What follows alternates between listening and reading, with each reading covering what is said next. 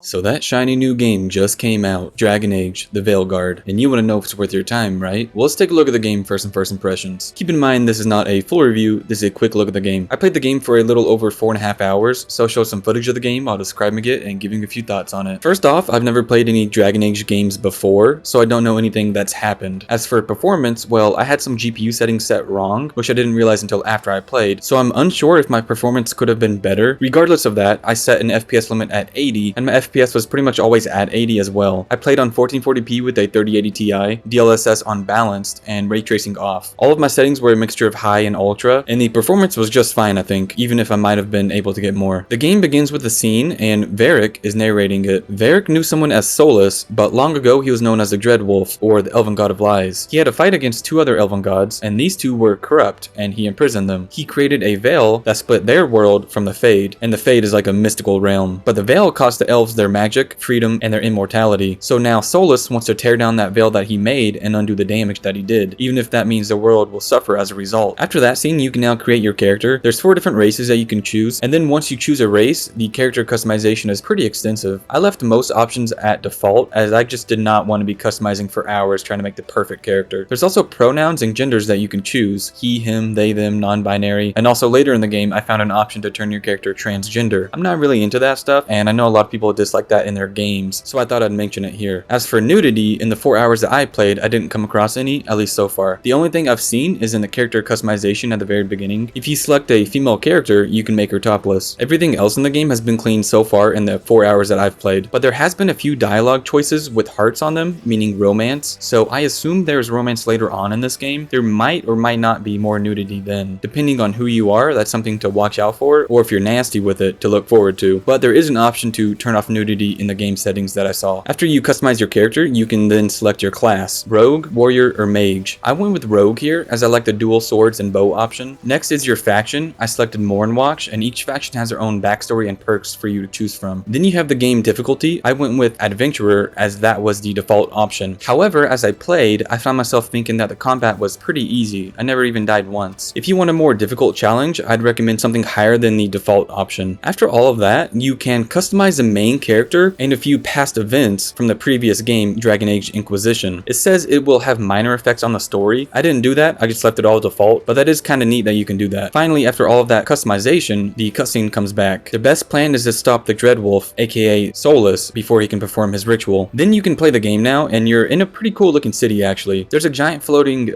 ring, I guess, or building, I don't know, and it's just floating there in the sky. While watching the floating building, a storm begins, and now demons are coming out of it. This is from the ritual Solus is doing, and why you are there to stop him. You're with Varric, a male dwarf, and also the leader, Harding, a female dwarf who uses a bow, and Nev, a female human who is a mage. I myself selected the human race also. You do get to fight some demons as you make your way to Solus, so let's talk about combat now. You will not be able to do everything in combat at the beginning. More and more combat options will become available as you play. I'm the rogue class, so to begin with I could do light attacks with my swords and hold it down for heavier attacks. Also I can block and dodge attacks and use a bow. I could aim the bow for slower shooting or shoot faster without aiming. Later on you can also stagger enemies when their stagger meter is full, which is a purple bar above their heads, and you can do big damage with that. Then there's the abilities. It's a screen that you can pull up as you play, and you'll be able to select an enemy to use your ability on, and you can also select what ability that you want to use, or you could just use your abilities in combat without pulling the screen up at all. But later on in the game, with that ability menu, you'll also be able to direct your team's abilities. Your team is almost always you and 2 others, and I could pull up the ability menu, select a target, and then select my team members' abilities to attack that target. But you could also have your team members have abilities to heal you or enhance you too. Later on, you also unlock the ultimate ability for your own character, which does a whole bunch of damage. As you play, you'll rank up and unlock skill points, and these skill points are used in the upgrade tree to enhance your combat skills. Since I'm rogue, I have 3 categories I can aim towards. One focuses on swords, one on traps and explosives, and the other focuses on the bow. So far, all of my upgrades have been pretty even towards all 3. I like the variety and options that it gives me. You can also refund those skill points as many times as you want, so you can experiment with other abilities. I should probably do this myself. I have not done that yet. Once you have more abilities unlocked, you can then assign them to your ability slots, of which you have 3. Also, your team members will rank up too, and they'll also get ability points. They also have an upgrade tree, and you can use their points to choose what abilities that they get, and you can assign their abilities too. I pretty much left out all of the enhancement and healing abilities for my teammates, and I made them all focus on doing damage. Okay, back to the story. In order to get to Solus, they take an ancient elven open teleportation gate called an Alluvian, and I think it's technically a mirror, like an Alluvian mirror, but I've just been calling them Alluvian gates. Once you get there, Solus is doing his ritual stuff, and Varric wants to try and talk to him first, as they had been friends before. This ends up with Varric getting stabbed in the chest, and then your own character gets knocked out. Nev and Harding save you and Varric both. They go back through the Alluvian gate, but the thing with the gates is that they aren't that predictable, so they end up in a place called the Lighthouse. This place used to be Solus's base in the past, and it has buildings floating around. This whole location is in the Fade, which is the mystical realm. The Lighthouse then turns into your base, and you'll be coming back here pretty often. While unconscious, you talk to Solus, and as it turns out, you stopped his ritual. Yay, that's good. And now Solus is stuck in the Fade. Yay, I guess. But the other two corrupted elven gods that were there are now free. Not yay. Stopping those two elven gods is, I believe, the ultimate goal for the game, but it'll be a long while before you get to that point. Once you wake up, you'll find that Varric is alive, but injured. Usually when you're in this base area, you'll be able to have conversations with your teammates. Sometimes I saw a heart dialogue option, which seems to indicate romance. I selected those when I could, but nothing ever came of it. I assume those things will be later in the game. As for the Lighthouse base, that has some special features too. I did a little puzzle here that unlocked a music room, but other than that, you can't do much in the beginning. Later on, you'll have your own room, which you can moderately decorate with decor and mementos that you find. Also at the Lighthouse later on, you'll be able to use a location to upgrade your weapons and armor, and even your teammates' weapons and armor. Sometimes while exploring, you'll find different materials or gold coins or valuables or weapons and armor, and you can equip those weapons and armor that you find, but sometimes you'll find some specifically for your teammate, which you can also equip to them. In addition to finding items, there's various merchants that you'll come across in the game to buy stuff from. Different gear, mementos, food, valuables, decor, and so on. Also at the Lighthouse, you'll be able to customize your character again at a mirror, and then at the wardrobe, you can change the looks of your weapons and your armor. This doesn't change the weapons or armor that you have equipped, only the looks of them. You can do the same with your teammates too. I assume more features of the Lighthouse will be unlocked the longer that you play. You have several dialogue options during every conversation that you have, and some characters will like or dislike what you say. So far, I haven't experienced any repercussions of anyone liking or disliking my answers. I'm now going to jump through a lot of the story and explain a few details here and there. You meet a Veilgjumper named Balara, a female elf, and she becomes a part of your team. Veiljumpers was actually a faction that you could have chosen at the beginning. Anyways, their thing is that they explore elven ruins and they know a lot about the Veil. You'll fight various kinds of enemies along the way, but so far none of them have been too difficult for me, playing at the default difficulty. At one town, it was infested with corruption, and that corruption is from the two freed elven gods that you're hunting. At the end of the town, you find the mayor, and it turns out that he sold out the whole town for gold. I was offered a choice to save him or let him die, and I just let him die. For the people, I say. One mission was to retrieve Solus's dagger, and when Harding, the female dwarf, touched it, she fell off a cliff and then rose back up on stone, and then killed enemies with stone powers. There was something inside of her talking too, but it wasn't her. It was kind of weird. But the weirdest part about that is that dwarves don't have magic, so whatever is going on with her seems big. The rest of the time that I was on the game, that hasn't really been brought back up, but it definitely will though. This feels like a big story piece right there. Back to Balara, the Veilgjumper elf. She messed with the Lighthouse's Alluvian gate, and now they're able to travel to the Crossroads. This place has several Alluvian gates that they can use, hence the name Crossroads. Also at this point, you can now choose who comes with you on missions. I usually just left it all default though. There's several pathways in the Crossroads that are blocked off or inaccessible to me right now. Those most likely will open up later on in the game and have new areas. The final mission I did before I got off the game was I went to a different town and I saved someone from an underwater prison. This person also has a demon inside of them. I only saved him because he will be useful to fight against the elven gods later on in the game. He then becomes a part of your team, and you can now use his abilities in combat too. So as I played the game, I was kind of hoping I'd finally get to a place that's more open world, or semi-open world at least, but that's not the case here. This game is fairly linear, with a bit of exploring and light puzzles. All of the maps are follow this path and stay on that path. I think that's just fine for this game. There's at least multiple different areas that you can go to, and they all look quite different too. Graphically, the game looks pretty great, but I do have one issue about the graphics that I kept noticing. The character models simultaneously look both really good and a bit off at the same time. Like sometimes they look really realistic, and other times they look kind of plasticky or fake. Especially when it came to my own character, that almost always looked more fake than the others. Also, the facial animations and face emotions don't quite match what they're feeling or saying. Like for example, a scene could have 100% emotions, and their voice would have that emotion too, but their face would show like 40% emotion. It was kind of off. I'd still say that the characters look fine overall though, but they're not perfect. The rest of the game looks quite good, and performance was pretty good too. I didn't have any stutters or crashes while playing. It was pretty smooth. The main focus of this game is the story and the use of your character and your teammates' abilities. Those two things seem to have the most focus in this game, and both of them have been done really well I think so far. The combat, while pretty easy to me on the default difficulty, has been pretty fun and varied. The story has me interested enough to where I listen to all of the dialogue instead of skipping it. it. Then the game world itself, it has a good atmosphere to it. All of the different areas that I've been to so far look good and feel good. I find myself liking this game quite a bit actually, and it's one I'll be fully finishing soon. Though that's my personal opinion. Whether or not this is your type of game, I'll see you on the next one.